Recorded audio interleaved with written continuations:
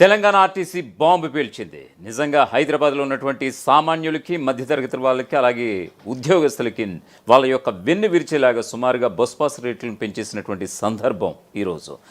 Circular release చేయడమే కాదు, వెంటనే ఏదైతే బస్ పాస్ ధరలు ఉన్నాయో వెంటనే అమలు చేసేలాగా ఆ చర్యలకైతే పూనుకోవడం జరిగింది.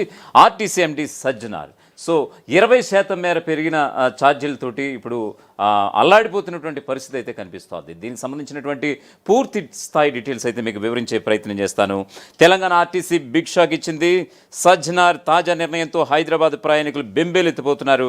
హైదరాబాద్ నగర వ్యాప్తంగా సామాన్య మధ్యతరగతి వాళ్ళ వెన్ను విరిచేలా తెలంగాణ ఆర్టీసీ నిర్ణయం తీసుకుంది.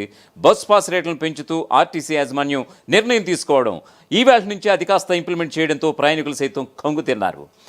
ఇలా బస్ పాస్ రేట్లను 20% పైగా పెంచుతున్నట్లుగా టీజీఎస్ఆర్టీసీ ప్రకటన సైతం జారీ చేసింది. తాజాగా పెంచిన రేట్లు అయితే ఇలా ఉన్నాయి. ఆర్టీసీ బస్ పాస్ ధర, ఆర్డినరీ బస్ పాస్ ధర 1150 రూపాయలు ఉంటే ఇప్పుడు దాన్ని 1400 రూపాయలు, అంటే అక్షరాల 1400 రూపాయలకు పెరిగిపోయింది. అలాగే మెట్రో ఎక్స్ప్రెస్ బస్ పాస్ ధర ఇదివరకు, అంటే నిన్నటి వరకు 1300 రూపాయలుగా ఉంటే దానిని 1600 రూపాయలకు పెంచేసినటువంటి సందర్భం కనిపిస్తోంది. దీంతో ఉద్యోగులు రోజువారీ పనులు చేసేందుకు వెళ్ళే వారిపై ప్రభావం ఎక్కువగా పడబోతోంది.